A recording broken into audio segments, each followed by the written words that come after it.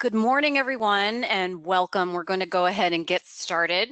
Thank you for joining today. My name is Jennifer Morris. I'm the Director of Customer Success here at MadCap Software, and I am so thrilled to welcome one of my favorite guests and educators, Matthew Ellison, Certified Flare Instructor, Consultant, Thespian, frequent speaker at TechCom and UX conferences all over the world, including our own user conference, Mad World, every year.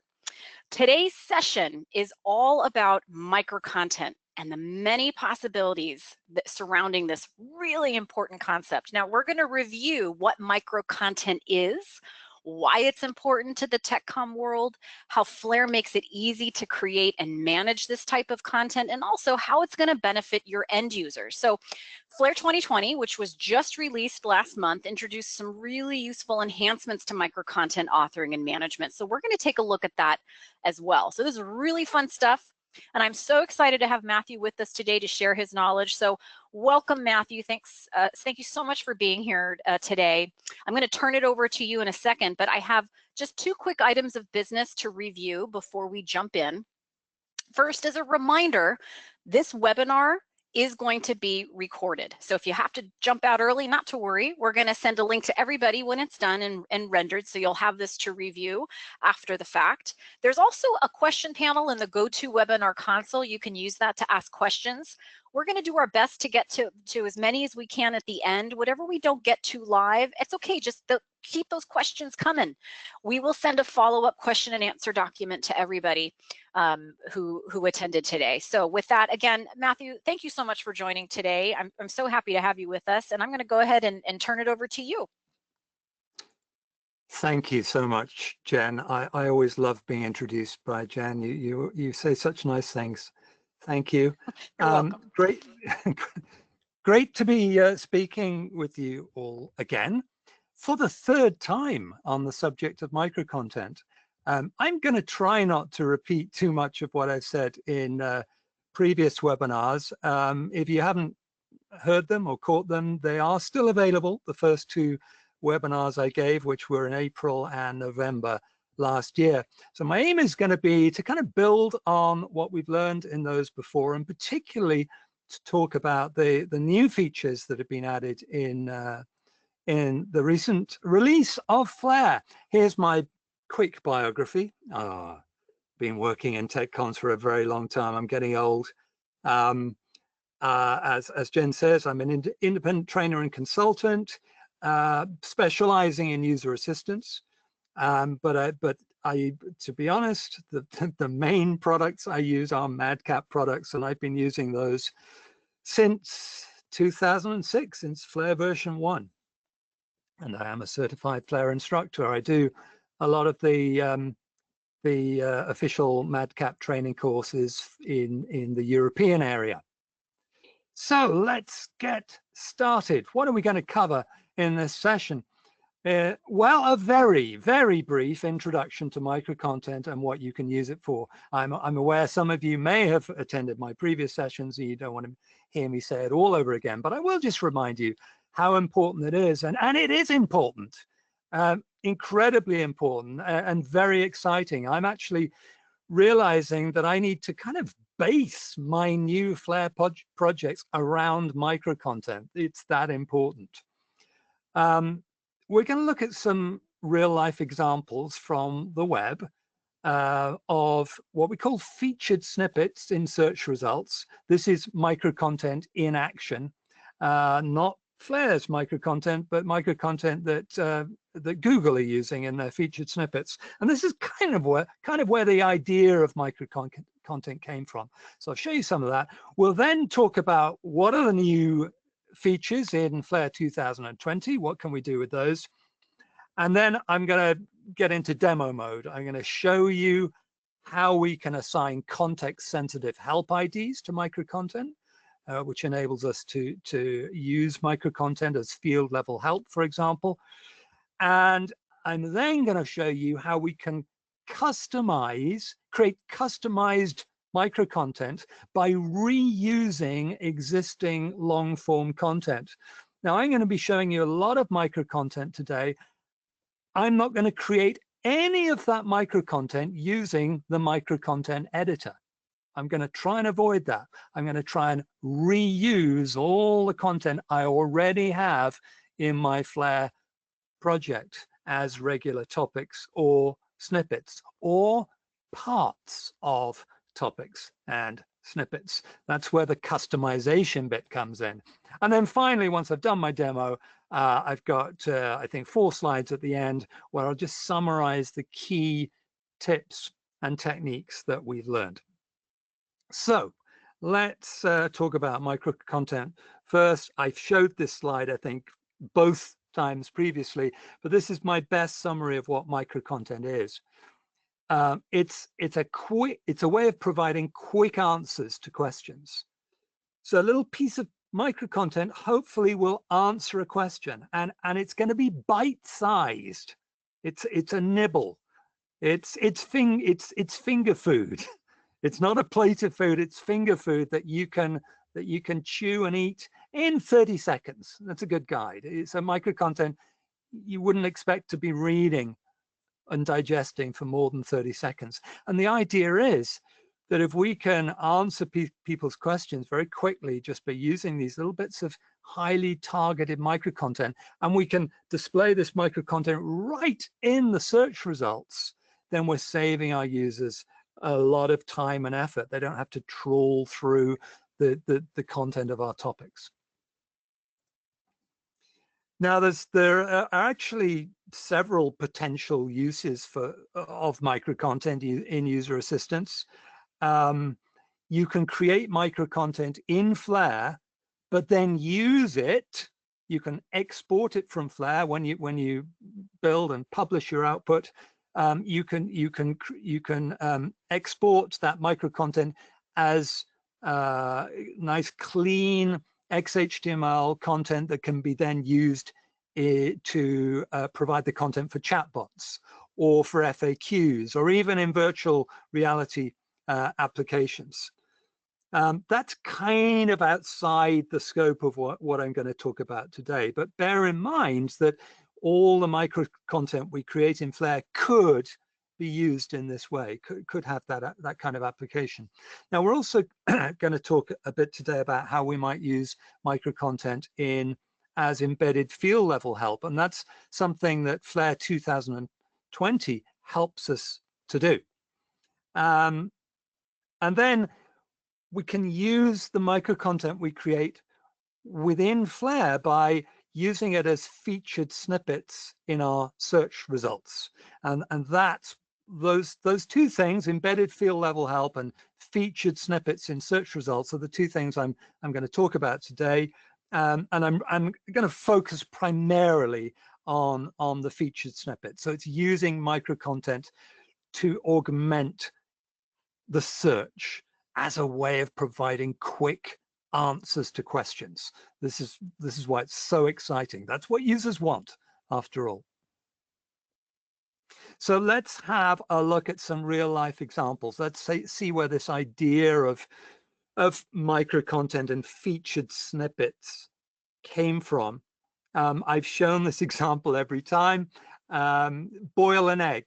If you search for boil an egg in Google, then what you get right at the top of search results is, well, actually, it's changed since I last showed you this. What you get now is 3 recipes that tell you how to boil an egg. So it doesn't actually provide the instructions right there in front of me, but it does point me in the direction of some really nice recipes. So I think this is very fluid. Google are changing their approach to featured snippets all the time. It's evolving constantly. But they seem now to be more sort of placing emphasis on this idea of recipes. If you click show more, by the way, then after searching on boil an egg, if you click this show more link, then it just shows you more recipes. If you scroll down, then you'll see sort of regular search results. Now, as I say, it is changing. When I showed this back in November, what you saw at the top was the actual instructions for boiling an egg. with a link to the corresponding topic, and also a link to the concept of featured snippets, which is what this is called. It is micro content. It's a small piece of content, but used as a sort of featured result, top of the search results. And you'll have seen these featured snippets a lot in responses to searches you make. There's only one. So it's sort of Google's best bet about what do you need to know? What's the quick bit of information that's really going to help you with that query? Now, another thing I've shown you before was the query fastest reptile.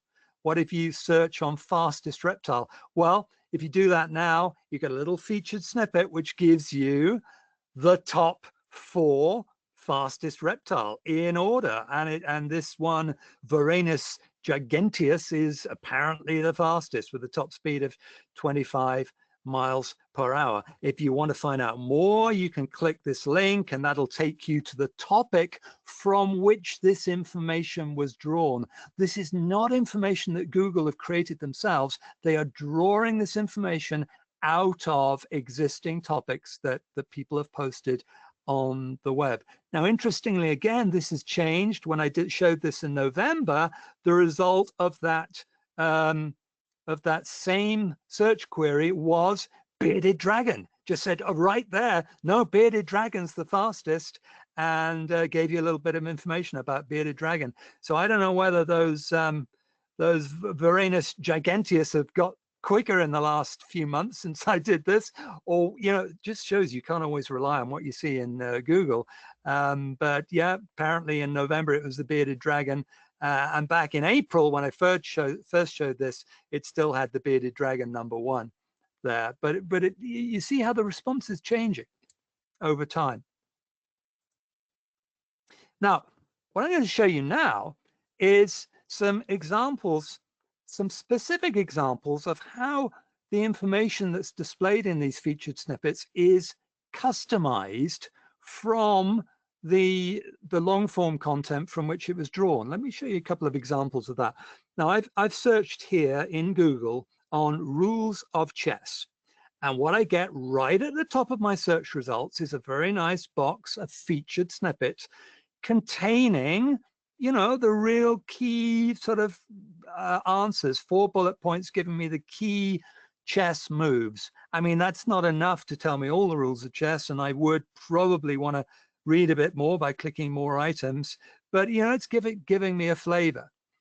Now, that information came from this website, Chess Rules and Setup for Kids and Beginners. And what I did was I went into that website and I started looking for this featured snippet information, and I found that it had been drawn out of the topic, but it wasn't taking everything. So here's side by side. This is the topic this is the page we're going to look at now. Here's the micro content, and this is actually the web page that this came from. And the first bullet is this bullet here. The second one is this one, and you can see actually what Google has done is it's just taken the key information from the first bullet, just the first sentence, and ignored the second one. They thought, well, really, if you just want a bite-sized bit of information, you don't need that extra detail. So they're curating it. They're stripping out any sort of extraneous detail and just providing the real bare bones stuff in the featured snippet. So what we're getting is just those 4 bullet points, but without the second sentence in the case of the king's moves.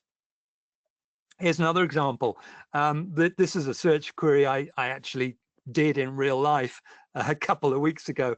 I wanted to be able to talk to my Echo, and instead of using the name Alexa, I wanted to use something else. So I typed in change Echo name, and it pretty much gave me everything I needed to know just right there in the top of my search results. So it's given me a lovely, useful featured snippet. Now, again, it'd be useful or interesting anyway, to see where did this information come from, and which bits of the source page did they take. So the page was this one, how to change Amazon Alexa's name on Echo, from the CNBC website. And here it is again, side by side. Now, this was quite a long page. There was the title at the top of the page, and then there was quite a bit of text before this photograph, and then there was quite a bit more text, at least one paragraph. So you can show I've sort of I'm showing half of the line to indicate there's a missing paragraph there before this text. And this little bit of featured snippet they displayed in the search results came from the title, or part of the title at the top of the page. They used this image, not quite sure why, because I don't think it's adding much value to me knowing how to change Alexa's name. And then these steps, and again, you'll see that it's only used the first sentence from that second bullet point. So it's just picking out the key information from that page. Now, I suspect that there's some human involvement in this. I don't think this is all happening totally automatically. I think there are probably people at Google who are reading some of these pages and picking out what is the key information. And finally, here's a slightly more technical one where, again, this is a true query I wanted to do. I wanted to remind myself of how do I add an attribute using jQuery, and it gave me the answer here. It's given me a little bit of sample code that shows the jQuery method that I need to use, and it came from this page here. How to add an attribute in an HTML element, and here's the source page. And again, what they've done, look, is they've picked out this sentence here with the answer, and then a few lines from the code. Now here they've been really clever. They've sort of really just picked out the key meat of this code. They've ignored the sort of HTML, the head, you know, that's not going to help me. And yet they've made sure that what resulted was valid jQuery. So again, I suspect there's some human involvement there. But the point here is that what they're doing is they're reusing content from real life long form web pages, but they're cutting out the unnecessary detail. They're just picking out the key bits of information. And that's what I want to be doing with my micro content in Flare. I don't want to be rewriting stuff to use as micro content. I'd like to reuse topics I've already written, but perhaps to strip them down to the bare essentials so that the micro content I present to people is really short and bite-sized. And that's really going to be the focus of what I'm going to be showing you for much of the rest of this session. So let's take a look at how we can do this kind of thing in Flare now. So I'm going to just explain a little bit about the way micro content works in Flare. What we have in Flare, and I'll be showing you this in real life and in an actual Flare project in a moment, but we have a micro content file in Flare. It's a new type of file. It was new in Flare 2019. And within that file, we have little pairs of information. We have a phrase, which is just a simple piece of plain text. Now, in this case, my phrase is the name of a game. So my idea was that someone might be, if I've written a help system all about games, someone might want to know about Animal Crossing New Horizons. So I'm assuming they might search on that name. So I'm going to use that as what's called my micro content phrase. You can think of it as being a trigger, because what's going to happen in search is if people search on those words, that's going to trigger a piece of micro content. And the piece of micro content that appears is the response. So if someone searches on that phrase, using that phrase, they might get this response. So this is my little bite-sized bit of content, just providing a little, you know, in a nutshell description of the game with the picture, and maybe a link to more information. That link could be to the long form topic that describes the game in full. So the important thing to note here is we always have a phrase and a corresponding bit of content, which is called the response. The phrase is just words, it's just plain text. The response is rich text. The response can have text, it can have tables, can have images, it can have links. But bear in mind, we want it to be short. We're talking about micro content, bite-sized pieces of information. So here's another example, bomb chicken, that's the phrase with a corresponding bit of micro content. Now, we can't always guarantee that our users are going to know the precise name of what they're looking for. So it's not always enough just to have a single phrase. So what we can do in Flare is we can have what are called alternative phrases. So that if someone searches on role play game, that is going to trigger the same bit of micro content. So they search on that, right at the top of their search results as a nice featured snippet, they're going to see a description of Animal Crossing, because that's a role play game. If they searched on customizable character or deserted island community setting, or indeed, if they searched on just a part of that phrase, they don't have to use the entire phrase. If they just searched on deserted island, then that would trigger this response. With bomb chicken, I might put in alternative phrases of short puzzle game. Again, that'll trigger if they typed in short game, or if they type in puzzle game, or even if they just type in puzzle. If they type in one or more of those words, that will trigger this result. If they typed in short kangaroo game, that is not going to trigger this, even though they use the word short and they use the word game, because the words the users search on must all occur within the phrase, the trigger phrase, for the trigger to work. So that's why I sometimes are going to use quite long triggers to try and make sure I catch all the words that users might use in their searches. So I've got jungle setting. So yes, and there's no limit to the number of alternative phrases you can have. The first one happened to have 4, the second one 3.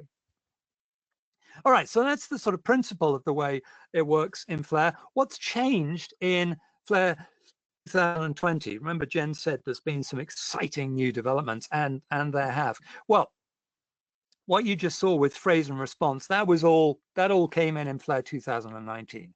So we already have phrase and responses, and we store those in a micro content file. What's changed in Flare 2020 is we can now add metadata to this micro content. We can add properties. We're going to see phrase properties. We're going to see conditional text, micro content conditions, and micro content variables.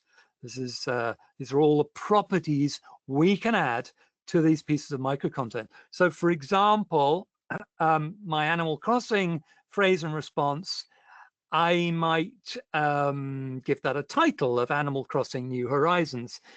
The advantage of that is that if that piece of micro content is used as field level help, then the window it appears in will have the correct title. I can apply conditions to this bit of micro content. I've applied a Nintendo condition.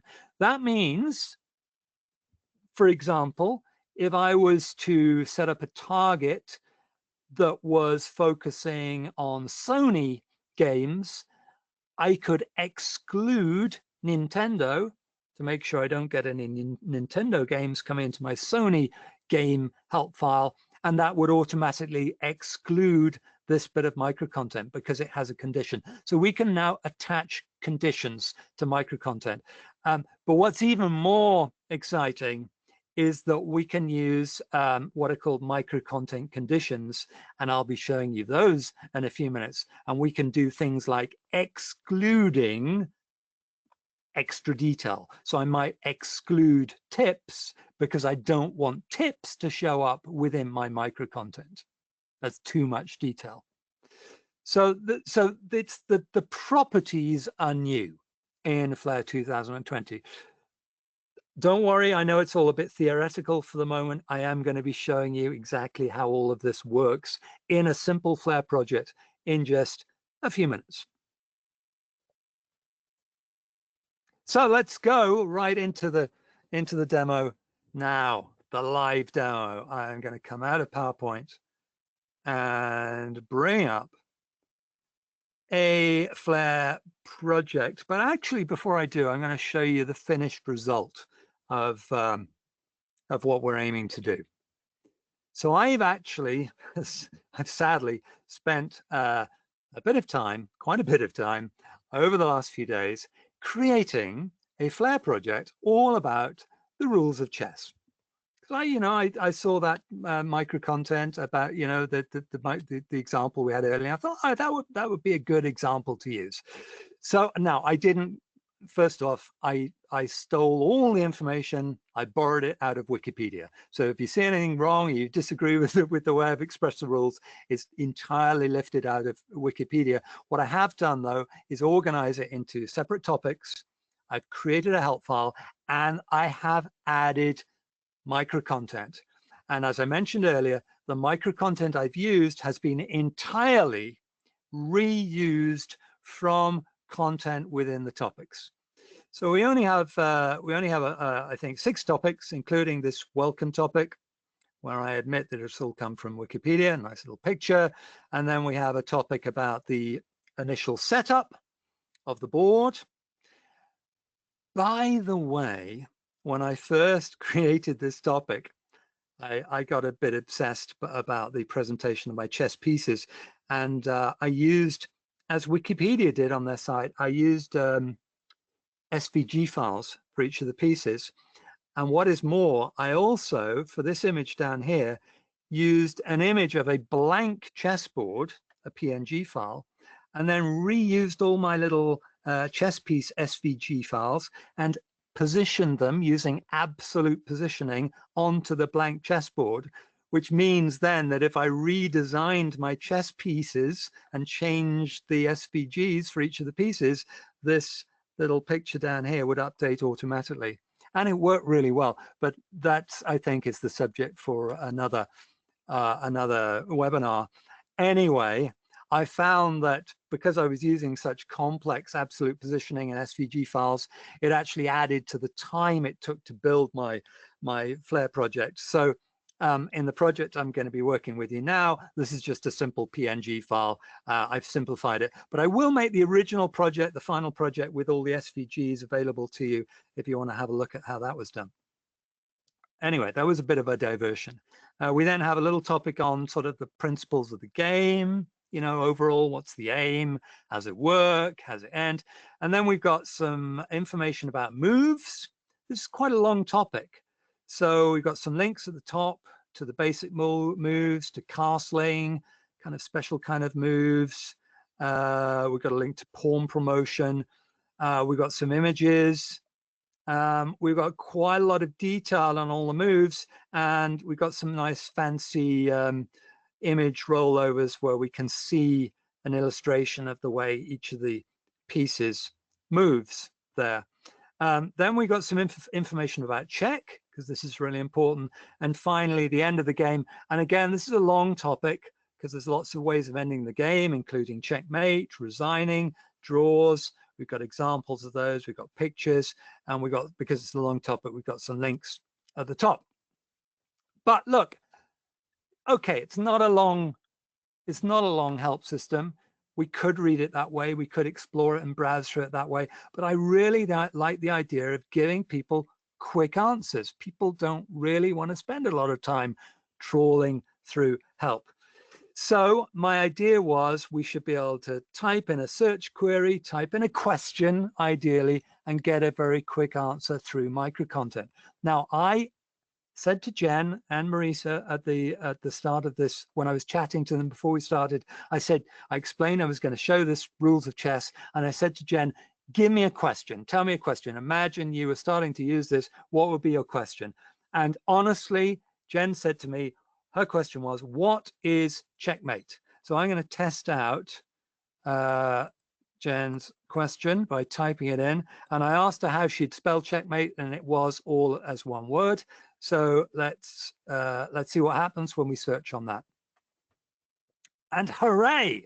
I'm so pleased that it's worked.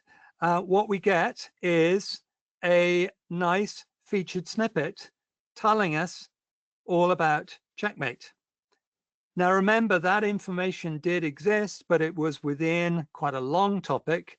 What we're seeing here is a featured snippet, which is literally just about checkmate. It begins and ends there, and it tells me everything I need to know. So without actually opening a topic, hopefully, Jen, you've got the answer to your question. Notice it didn't quite fit within the available space for the featured snippet, but I could expand that to see the entire thing. I asked Marisa. Now Marisa said she really wasn't an experienced chess player, so maybe one of the things she'd want to know was getting started. So I'm going to test that out, Marisa. I think maybe you just said, yeah, how to get started. Okay. Oh dear. I had a feeling that might happen. But you see, this is why you've got to test. This is why you got to test your results. This is something I did not think of. Now I did test this out on my wife. I said to my wife, you know, what would you search on?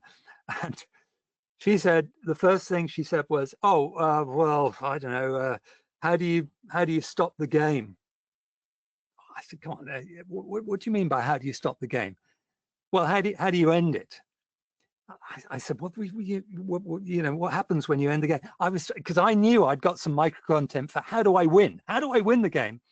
So I was hoping she'd say, how do I win the game? Anyway, I think this sort of speaks volumes about her attitude towards chess. No, she was interested in how do I end it? How do I stop it? How do I bring it to an end? So I did make sure I added that so that if we type in stop the game, it does take us to the end of the game micro content. And this is a heavily stripped down version of the rather long topic I showed you earlier. So it just has a very brief description of checkmate, resigning, and drawing. Whereas if we search, for example, on draw, or I don't know, even tie the game, you might say in the US, that is going to give us just a piece of micro content on the drawing part of that topic. So bear in mind, when we're seeing duplicated information, it's all coming from the same source. That information about drawing is all coming from this end of game topic. I'm reusing it. I'm not copying it or pasting it or retyping it. I'm reusing it. I'm linking it. But it's customized, and we can do the same thing for. You also asked, what is a rook, Jen? There's another of Jen's questions. I think if we type in what is a rook, aha. Oh, I definitely need to add that one. I did not think of people typing what is a rook. I certainly thought they might type in rook, and I thought they might type in rook moves or rook movement. If we do that, we do get a small piece of micro content just on the movement of rooks, including the little image, the rollover image. If we search on moves, you know, I don't know, chess moves, that might be, you know, that's key, isn't it? Chess moves. Then what we get is a topic all about the moves, including the rook moves that we just saw, but without the illustrations. So we're seeing a stripped down version of the moves. So you can see how sometimes if we're interested specifically in rook moves, it makes sense to see some of that extra detail because it's only short anyway. Whereas if we're looking for a more general answer, then it's more important to curate it down and filter out the unnecessary detail. So the question is, how did I do all of this in Flare? Well, let's find out. Let's go into a Flare project. Now, this is the same Flare project, but this is a project which is unfinished. It's incomplete. There's a lot we've still got to do, so we're going to do some of those tasks together now. So I'm going to start by opening up the micro content file that's sort of been part prepared already for us. Now you're going to find your micro content in the Content Explorer. It is content. You typically store it in resources. You don't have to, it can be anywhere, but I would typically store it in resources and then within a folder called micro content. And you can have one or more micro content files. Each micro content file can have many phrases and responses. So you could put all your phrases and responses in one file, or you might, for example, decide to put the micro content you were going to use for featured snippets in one file and micro content you were going to use for FAQs in another file, micro content for chatbots in a third file. So you could break it down that way. I've only got one micro content file, so I'm going to open that up, and that's going to display the micro content window, including the micro content editor. Now, but what I want us to do first of all is to focus not on the responses, but on the phrases, these trigger phrases. And I've realized it's incredibly important to pay a lot of attention to the wording of these phrases, not just the phrases, but the alternative phrases as well that I was talking about. And I've also realized that this is very like the work I used to do when I was designing and writing an index for help files sort of 15, 20 years ago. And in fact, a couple of people I knew back in those days used to say that the place to start is from a good index. Write your index first, write all the things you want to include in the index, and then that gives you a good basis for your content. And I think the same applies to micro content. Essentially, each little micro content phrase represents a question that I'm expecting my users to come up with. They might be interested in the moves of a bishop. What are the chess pieces? How do I resign or concede? How does a pawn move? What is checkmate? That was Jen's question. What kind of special moves are available? So each of these is the sort of questions I anticipated. And you'll notice how I have included words like how and what. In fact, I should have done it more. Do you remember Jen's question was, what is a rook?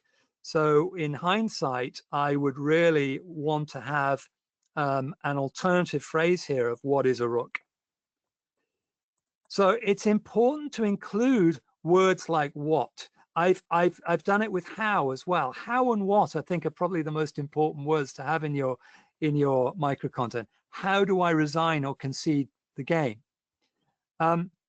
So what I've done there is I've tried to create a trigger that will trigger if the user types in how do I resign, or if they type how do I concede, or if they say how do I resign the game, or how do I concede the game. I'm trying to make sure all the words they might use are covered. It doesn't matter whether they use resign or concede. Now, I put the word or in there. It doesn't really make any difference. I could have just strung together all the different words I thought they might use. So here's the words I put in for my wife. I originally had how do I win, but I added how do I win or finish or end or stop the game. So it doesn't matter what they type in, whether it's stop the game or end the game or finish the game or win the game, it's that this will be triggered. I also added alternative phrase there, a victory, because it occurred to me, that might be something someone is looking for, victory. So in each case, you'll see that I've got phrases which are in many cases stuffed full of words. But I've also, and I realized this was important too, I've also occasionally used alternative phrases which are very short. Here's a good example. Movement. If the user searches on movement, I want to make sure that they get the response that I'm going to provide about movement in general. I don't want them to be taken to the response about the movement of a bishop specifically, or movement of a pawn. I want the general movement. So by just assigning the one word movement to this phrase, it means that the user just types on movement because it matches this one word phrase I've used. Even if I've used the word movement elsewhere in other phrases, it's going to prefer this phrase because it's an exact match. And I've done the same thing with, I think for bishop, in bishop moves, I've also just included the word bishop. So if they just search on bishop, I make sure I steer them towards this response, the response about the bishop moves. So even if I mention bishops in other phrases, this is going to be the one that comes up. With king, I'm going to do something slightly different, as you'll see later. Anyway, so the main thing is put together a really good list of phrases. Think about the wording, include words like how or what, but think about short words as well when you want to steer people towards specific responses that you think would be best for that particular word. All right. I'm going to add a couple more phrases just so that you see the process. So I don't yet have knight, the moves for knight, and I don't have the moves for king. So I'm going to add a main phrase, which is going to be king. Let's delete the words new phrase, king move, king moves. And then I'll also add in a main phrase of knight moves, and delete that. Sorry, I can't type knight. I kept doing this earlier. Keep getting the N and the I the wrong way around. Oh, and the H and the oh, there we go. N-I-G-H. That's it.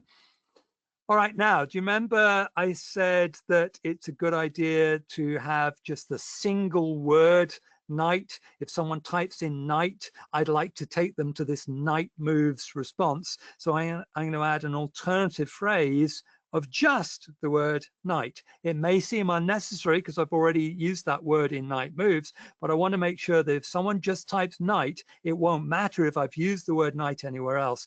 This will be the response, and I need to associate a response, but that's to come in a moment.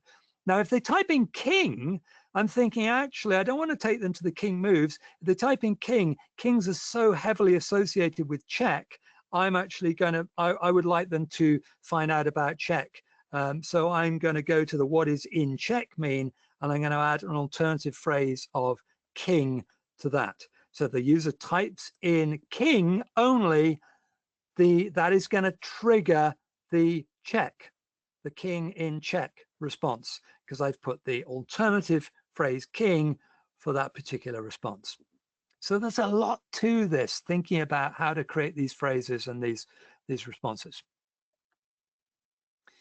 Okay, so so far, nothing new really from previous versions of Flare. So let's look at something that is new, which is that we can now use microcontent as field level help. And we do that by assigning context sensitive IDs. It's dead easy to do. I'll just give you a quick demo. I'm going to go into the project organizer. I'm going to go to the advanced folder where I have my alias file. If you're doing context sensitive help, you'll have an alias file which contains all your context sensitive IDs. So I'm just going to open that up. You'll see I've already set up some context sensitive IDs, and some of these IDs have been assigned to microcontent. I've got an ID for my bishop moves, and that's assigned to that particular phrase within the microcontent file. Others are more sort of traditional context sensitive IDs, which are assigned to topics. So you imagine we've got, I don't know, some sort of chess application where we can play chess against the computer, and you might sort of click on the bishop and say, oh, how does this bishop move? And that might trigger a call to that particular context sensitive ID. How do you assign the IDs? Well, using it's dead easy, using the alias editor.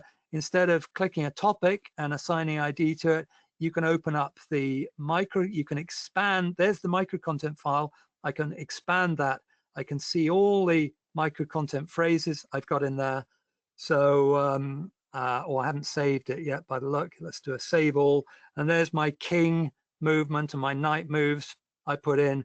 So I could now just assign an identifier to that. I'll tell you what I'll do before I do is I'm just going to go into the settings, and I always like when I'm assigning identifiers to make sure that the phrase or file name is in the identifier. That gives me a more meaningful identifier. So now I can go to that piece of micro content and assign it to a new identifier, and I've got a meaningful identifier called night moves, and that's associated with that little bit of micro content. I would then just tell my programmer the value, the context sensitive ID or the ID, depending how they're doing it. And you can change those if you want. You can put in your own numeric values or identifiers. So that's easy. That's the new feature, the context sensitive help feature. So let's come out of that and save that. Let's now look at what we can do with the other new features.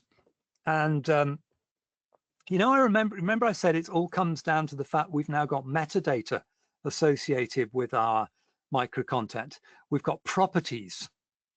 So let me show you an example. What I'm going to do is you remember, I think I mentioned this earlier, I had a bit of micro content about special moves.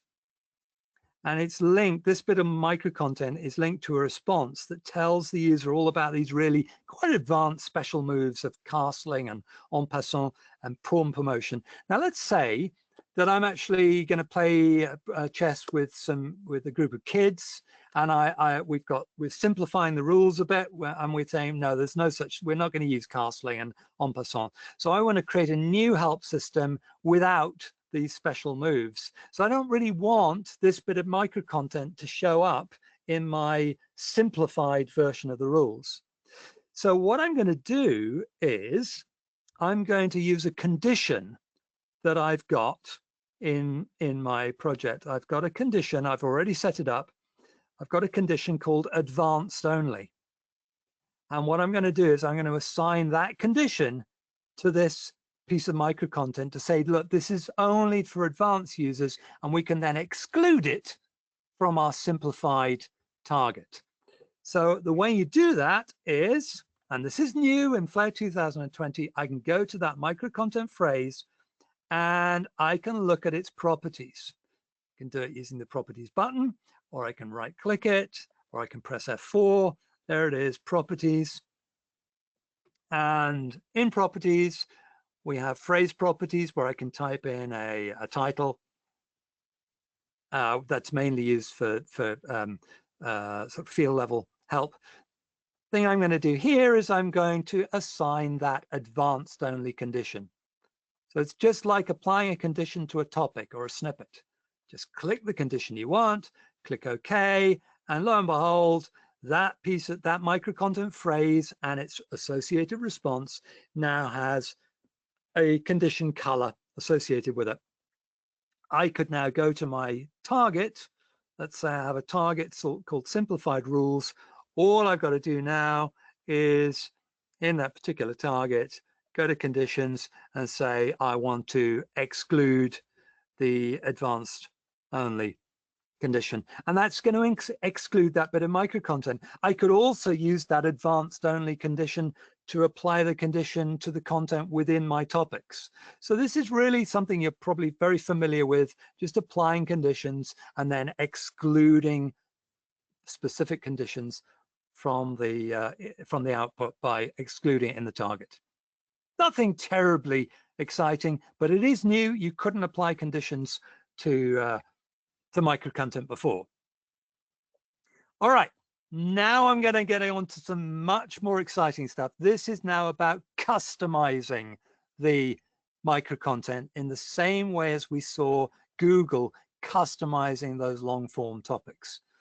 So what I'm going to do now is I'm going to go to the phrase called end of game, that one that had end, finish, stop. How do I win or finish? Actually, let's just close everything up so we don't see the alternative phrases. So how do I win, finish, or end, or stop the game? Now, so far, I don't have any micro content here. I'm not going to type it. I really don't want to be using the micro content editor to type content, because that's not then reusing the content I have. So instead, what I'm going to do is link that phrase to one of my topics. And you know what? That would be a good one to link it to, wouldn't it? The end of the game topic. The only trouble is, there it is. It's now appearing in the micro content editor, and it's saying, look, I can't edit it because it's actually a link to one of my topics. The only trouble is it doesn't look very bite-sized, does it? Look, it's a long topic. It's got a lot of detail. That is not finger food. I'm not going to be able to eat that in 30 seconds. And in fact, it's so long, it's even got links at the top. So I don't really want those either. I want something short and snappy that tells, describes all the ways of ending the game. So what I'm going to do is I'm going to go and start customizing that topic. Luckily now I can click this link to actually go to the source topic. And my plan is to start applying conditions to bits that I don't want to appear in my micro content, the bits I want to exclude. So to do that, I'll need to create a new condition. I don't yet have it. So I'm going to go into my default condition file. Now, the condition I'm about to create is actually, the way I'm going to use it is as a micro content condition. So when we actually use it in the micro content, it's going to be labeled micro content condition. Having said that, it is just a regular condition. It is just an ordinary condition. It's a condition like any other condition. So I can add it to this condition file. Some people like to put conditions they're going to use for micro content conditions or as snippet conditions in separate files, but I'm just going to add it into this one. What I'm going to do is I'm going to create a new condition. I'm going to call it long form only, or I could have called it detail. This is stuff that is too detailed to be in micro content. So it's for long form only. And notice it's this blue color. So what I can now do is I can go to this end of game topic and say, right, what don't I want to appear in the micro content? Well, I don't want these links at the top. I shouldn't need them. I'm going to make this real short. So let's take those links. What I usually do is group them together using a div, and then I'll just apply a condition to the div. And I'm going to use, I haven't saved by the look of it. So I'm not seeing my new condition, my lovely new long form only condition. So let's do it now by go to conditions. Here we are. There's my new condition, long form only. And there we are. I now see a blue background. So that means I'm now going to be able to exclude that from the micro content. And I can work my way through, this image, for example. Maybe I don't want the image in the micro content. This is long form only. So I'll click on the image, go to conditions, say this is long form only. But if I'm excluding the image, then this paragraph doesn't make sense, because this is talking about the diagram. This is saying this diagram shows. So look, I'll need to make sure that that is marked as being long form only as well. And there's a resigning. These two lines probably say enough about resigning. I don't need all the different ways of indicating on your score sheet. So this whole sub list, that can be long form only conditions and long form only. However, again, then I have to be careful, because this is saying, oh, a player may resign or by saying it verbally, or by indicating it on their score sheet. Now that's important. I want to say that. What I don't want is in any of three ways, because I'm cutting those out.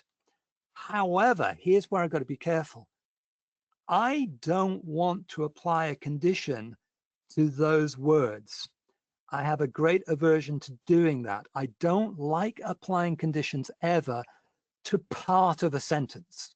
This can really cause a problem for translators, for localization, because that phrase may occur in another language in another part of the sentence.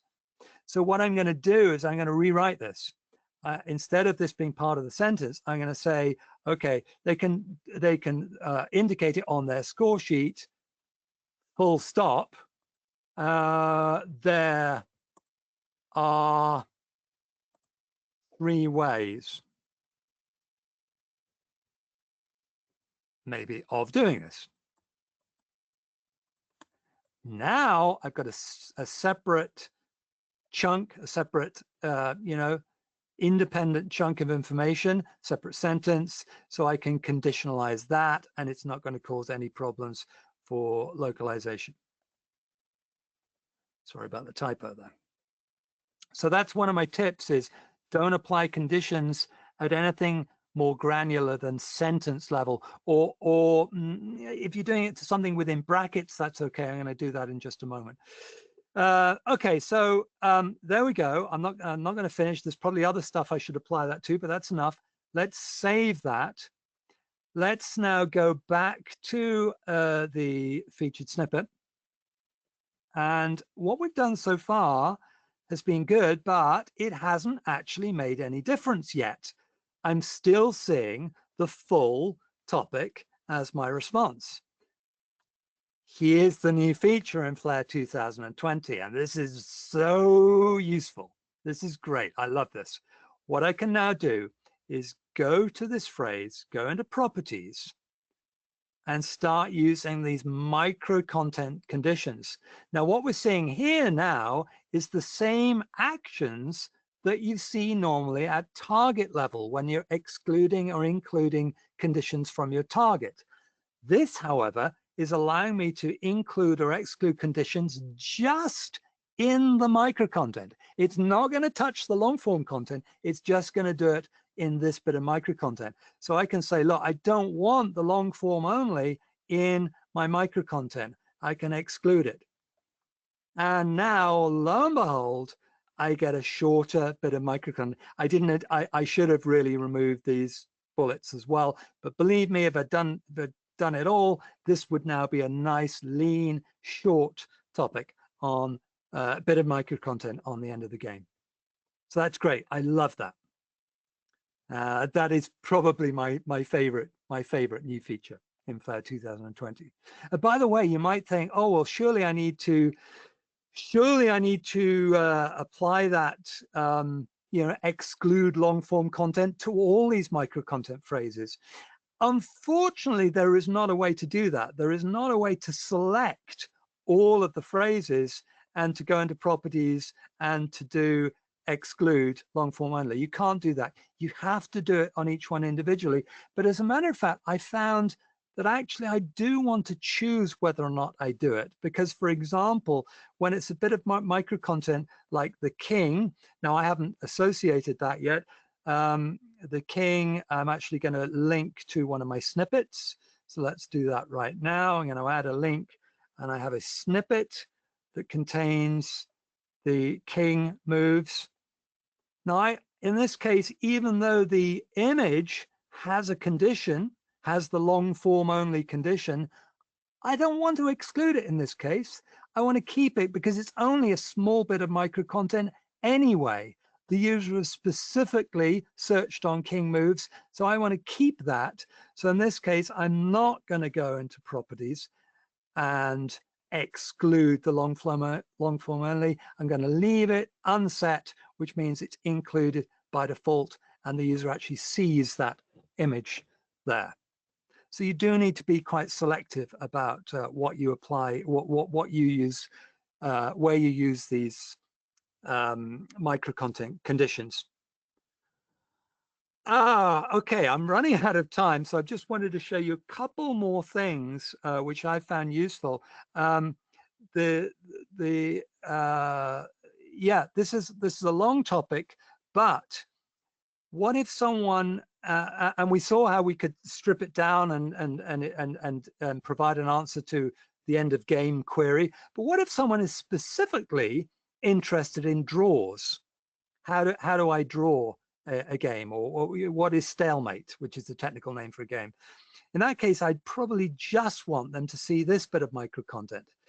Now, what I can do, and this is great, I can go into the topic editor and I can highlight the particular bit of content that I'd like to link to.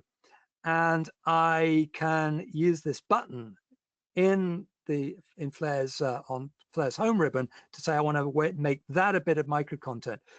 Now, when I've demoed this before, I've shown that you can actually then type in a phrase and Flare would then add a new phrase into your micro content. But what I found is that if you've done what I suggested, which is you've kind of already set up your micro content, that's the backbone of your help, you've written out all the phrases that you think you might need, what you can do is you can point a bit of content towards an existing phrase. So if I go down to my what is stalemate phrase, what I'm going to do is I'm going to copy that text, Control C just to copy it. Then I'm going to go into here, I'm going to select that little chunk of content. I can now say create micro content. I can paste in that phrase. This is a phrase I already have in my micro content file. Click OK. And lo and behold, there it is. There's that little bit of content just on draws. And I've still got all my alternative phrases associated with that. How do you draw or tie, tied or draw game? What is stalemate with 2 words? So that's wonderful. You can link to existing phrases. And the other thing I wanted to briefly show is, actually there's a couple more things, is if we go into the movement topic I have. Now you'll see the movement topic, again, it's one of these quite long topics. I do want a sort of a shortened version of this to be displayed as micro content if the user types on movement. But if they're interested in specific moves like the knight or the bishop, I'd like to direct the user to those specific snippets. Each one is a snippet, which is why you saw me link the knight moves to a snippet. But you'll also see that I've already linked, I've already created some micro content down here for this whole section on castling and en passant and prawn promotion. That section, that micro content section, which I created using the create micro content button, that is already associated with my special moves micro content. There it is, castling, en passant, and prawn promotion. But what if a user searches specifically on castling? It'd be really nice if I could also highlight just this bit of content and associate that with a phrase and a response in my micro content. Now, unfortunately, Flare grays out this button and won't allow me to create micro content, but I found if you can do it in the text editor. If you go into the text editor, all I've got to do is add in this MadCap micro content phrase, this little bit of XML. So I'm going to paste that in there at the beginning of the castling bit, give it a unique ID, and I'm going to make sure that I don't duplicate any bookmark names I've already got. So castling would be no good. That's duplicating that bookmark name. I'm going to put in castling 1. And then at the end of that little section on castling, what I'll need to do is put in the end of micro content. So I'm going to grab it from there and put it at the end of my castling section, which is here, I think, before en passant. And we go back to the XML editor. If I got that right, you'll see that I've effectively nested one bit of micro content inside another bit of micro content. And I can now go back to the micro content editor. I think I already have a phrase for castling. It's not linked to anything yet, but I can now link it to that little bit of micro content within the topic editor by choosing add link it was the movement topic. I'm going to use this bookmark button. And then there's a special new section called micro content where I can pick out that little bit of micro content. There's that ID I put in, a castling one, and there's that little section of just on castling. So I've got micro content at the level of movement as a whole. I've got micro content at the level of special movement, and I've also got micro content at the very specific level of castling. And the final thing, because I wanted to complete what's new in Flare 2020, is you can actually you can modify your variable definitions within micro content as well.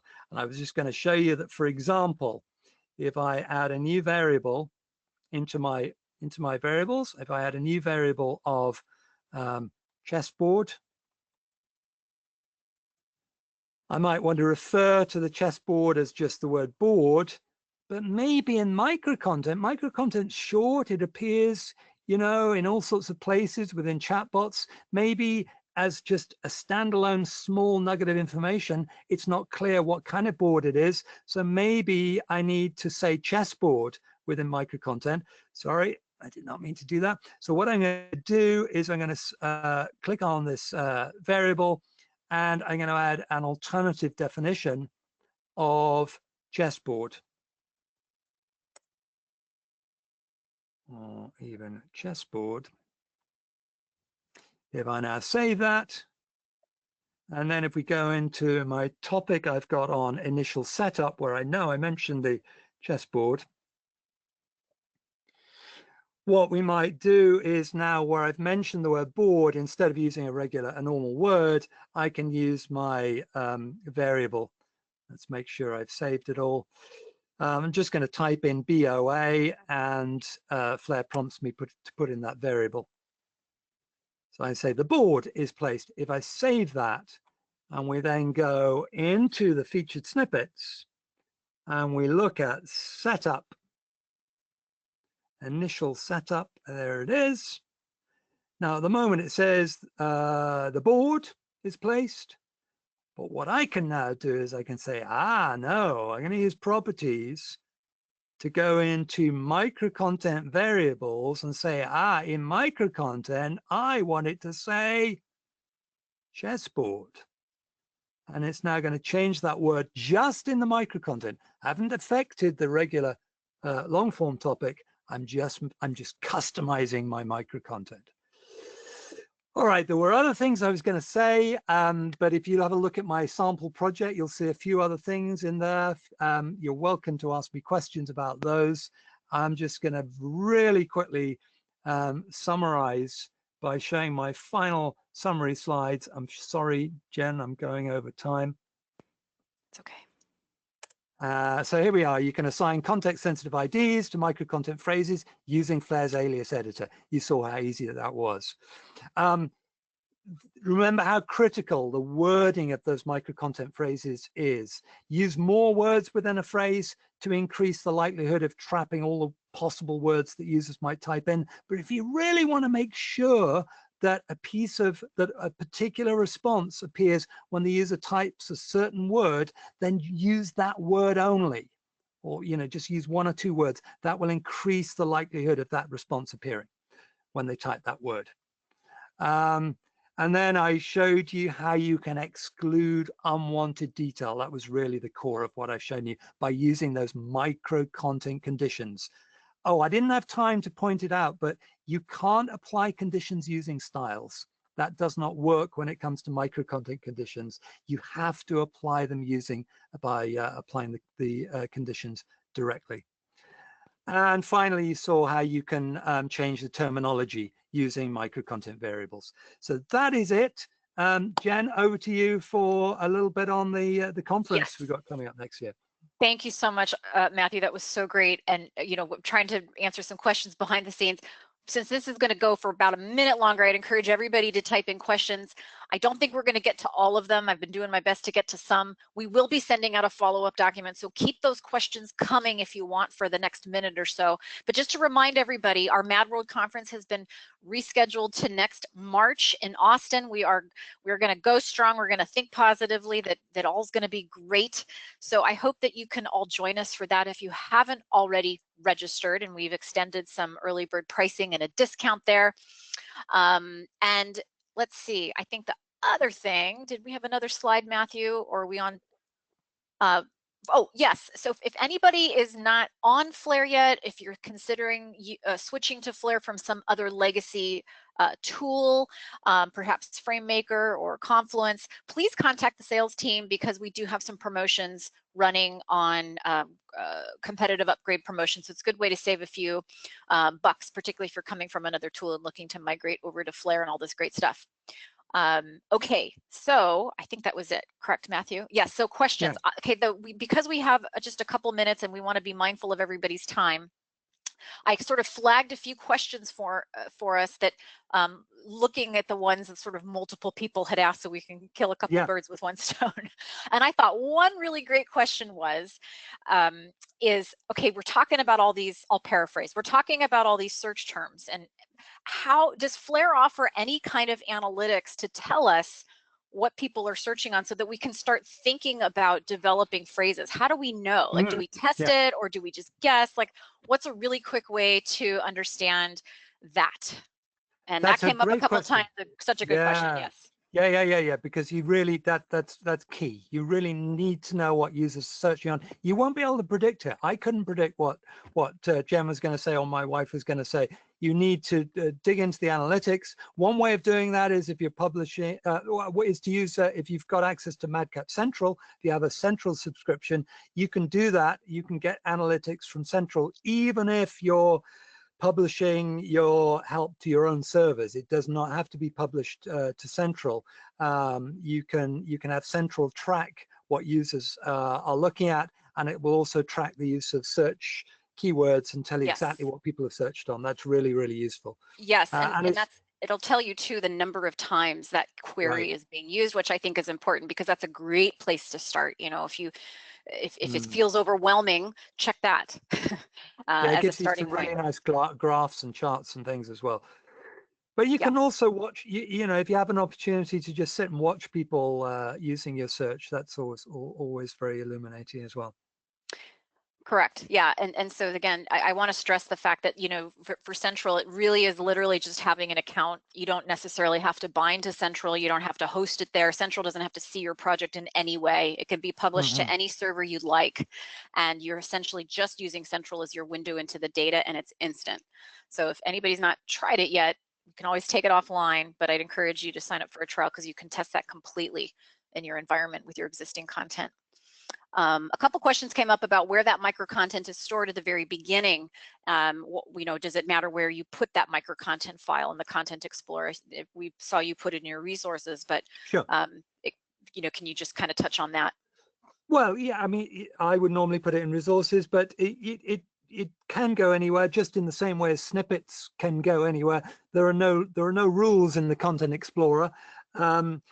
So if it makes sense to you to put your micro content in a particular, alongside a particular, or within a folder, because it relates specifically to the information you've got in that folder, then that would be absolutely fine. If in doubt, I would put it in resources in its own folder called micro content. Great.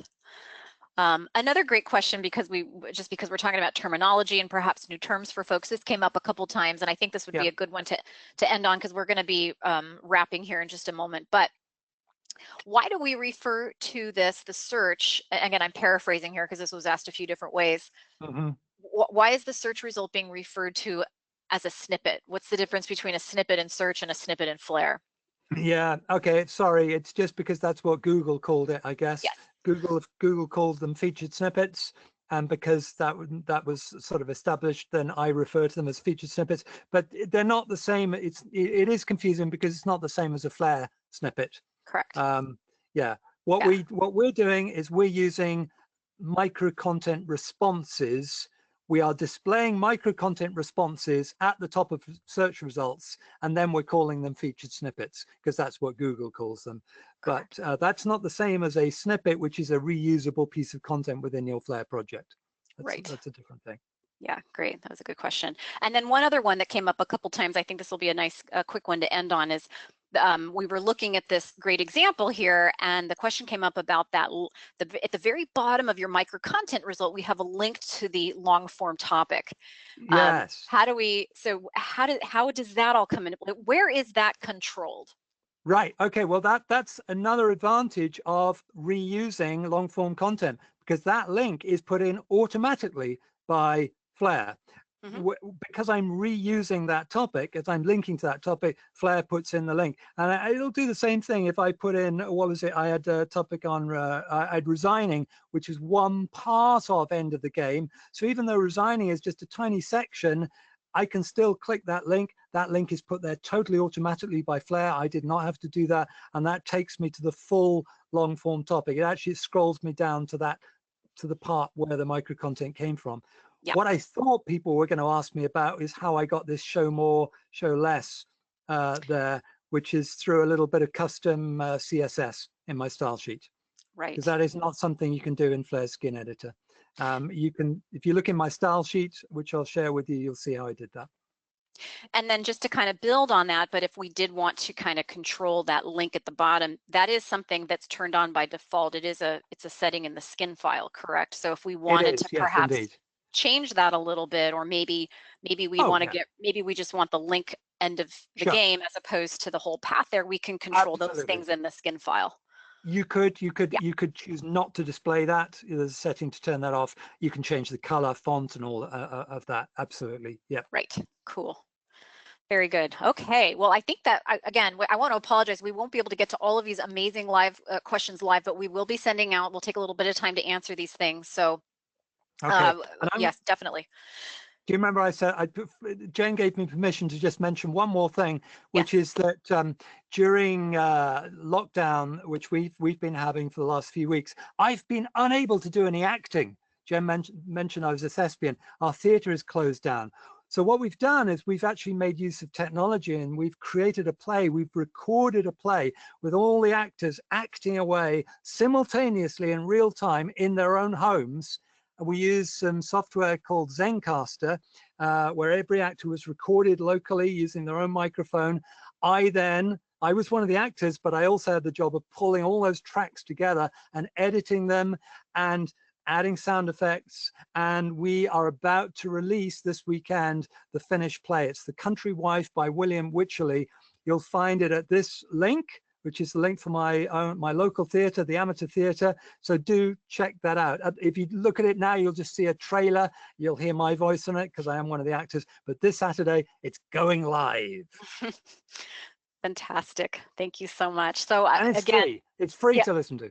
yes, so definitely check that out. That's amazing. So thank you, Matthew. This was wonderful as always. I hope everybody enjoyed this. This is so informative. I always learn a little bit every single time. And again, I want to thank everybody for their great questions and for their engagement and for all the great information. Matthew, thank you so much. From all of us from MadCap, we hope you're all staying safe and staying healthy, and we hope you have a wonderful rest of the week, a wonderful weekend, and hope to see you on the next webinar. So keep a lookout for the recording and the questions. And thanks again, everybody. Have a great rest of the day. Thank you, Matthew. Thanks, Jim. Bye.